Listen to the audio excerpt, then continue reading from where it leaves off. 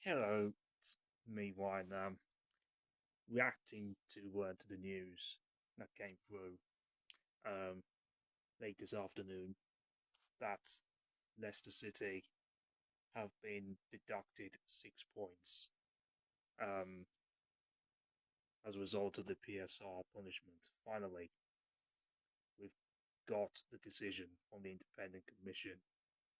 Um, there's ongoing saga throughout the season about it, and it's finally come. Finally come. Um,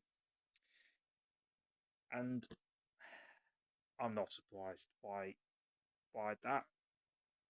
I thought it was going to be well. I knew it was going to be somewhere around 6 to 9 points. I know there were reports it would be potentially being a little bit more, but yeah, I think around that bracket, 6 to 9 points, I think is just about right. I think. Um, so it's put us. We were originally on 38 points. It's now put us. Well, we were 38 points in 17th. That has now put us down to 20th, 32 points, level on points with Blackburn, fourth and bottom, and West Brom, who sit in the relegation zone, level on points, but ahead of the pair on goal difference.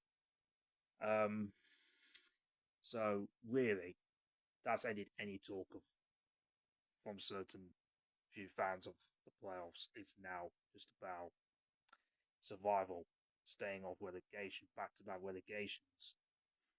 Um, at least now we know where we stand.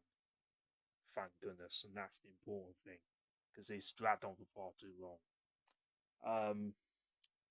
But my what I'm really pissed off about was the audacity from the club regarding this club statement that I just read um, about half an hour or so ago, maybe a bit longer than that, hour ago. Once I read it, it sounded like excuses, what they were coming out with.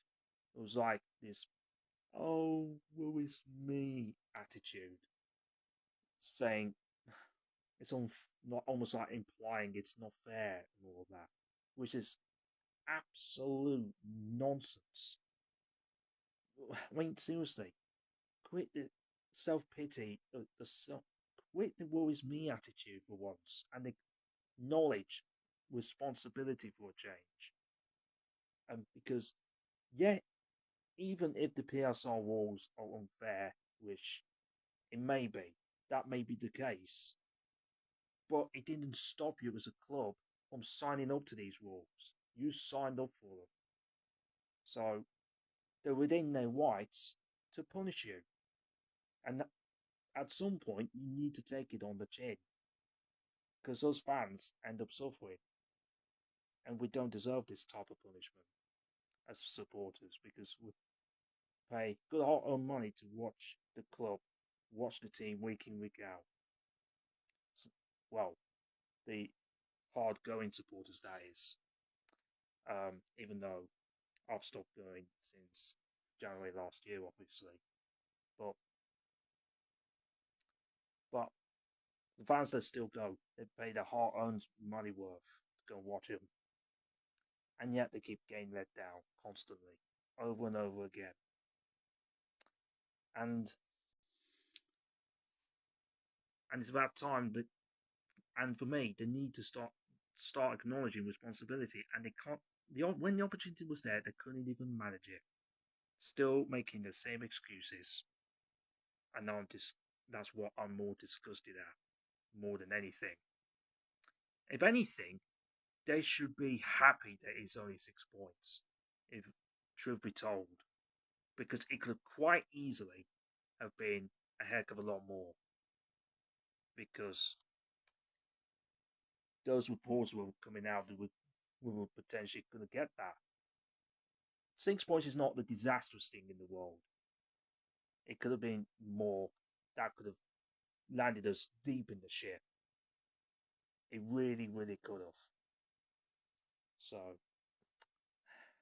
yeah, it's going to be a long, long struggle for the remaining 3 months of the season now, which starts with Birmingham on Saturday. Uh, yeah, I think this is going to be a struggle and a painful watch. Do I think we'll go down? I think we'll just about keep ourselves out of it, but it's going to be a painful watch because of the mentality of the group. Hopefully, with some of the signs we made, it may change the results and give us enough points to keep us out of trouble. But some of the experienced players they've these experienced ones I'm talking about, they need to step up. And I mean proper step up and start showing some balls, stop showing some fight for change. We know they're going to be leaving at some point. I'm not talking about the likes of Winks, I'm talking about the IUs and that. I know some people don't like Winks, obviously, but because of his attitude and that kind of thing. But they're here now. Obviously, Wings is here now for the remainder of his contract to the end of the season. If he gets picked, so be it. But I think most fans have made their minds up about him. Um, so yeah. Ayu as well.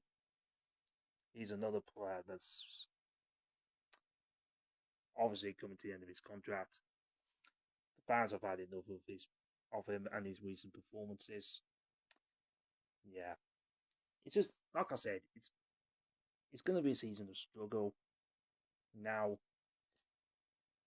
So yeah, I think that's where we are now. It's just about survival, and it's so so so sad how on earth we've found ourselves in this position. 4 years ago, we were on the road to an Europa Conference League semi-final, whilst we were in mid, whilst we were almost solidified as a Premier League outfit.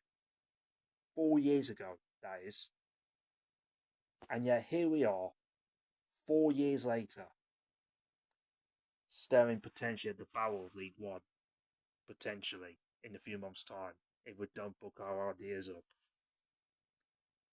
I mean, I cannot believe this rapid decline from a club that I've never ever seen before. I mean, if if you asked anybody that Leicester City would find ourselves in the position where they could be down in League One, and from that point 4 years ago, you'd have laughed. You'd have been like, "Don't be ridiculous. You, why are you coming up with that analogy for? It's a stupid quote. Stupid quote. Never gonna happen." But yeah, here we are, staring down the barrel. It just shows how this quickly, it can change. So, so quickly. So yeah, we can only do now as fans. It's just hope that the inevitable doesn't happen and we don't become only the fifth club since the Premier League started to suffer back-to-back relegations. Swindon were the first one to do that. Then it was Wolves. Then it was Sunderland, and Luton Town did it last season. So in back-to-back relegations. Now the same could potentially happen to us. I mean, that table, that table's scaring me now. Scaring me. It's just not. It's painful to look at, and yet In regards to the managerial situation, this is the last bit before I end this video. How on earth are we still sitting here? And because we sacked Marty Cifuentes a week and a half ago, I think, and yet we still don't have a manager. We needed 2 weeks since we got rid of him, and we still don't have a manager. We still have an interim chief executive. We don't have a commercial director either. I mean, we still don't have a technical director. It's absolutely ridiculous. I mean, how can you operate like that? I mean, talk about this. That is the biggest summary, the biggest sum up of how badly it's been run and mismanaged. I mean, it's embarrassing. And I feel for Andy King a little bit that he's been put into this position of having to manage the team, to manage the players, manage the team, trying and coach him. It's not fair on him and to be put under this position. It's not fair, but that's just the way it is at the moment, and it's only trying to do his best that he can. So, anyways, I'll end it there. Can only wish for better times, but it's not happening anytime soon. So, until then, catch you soon.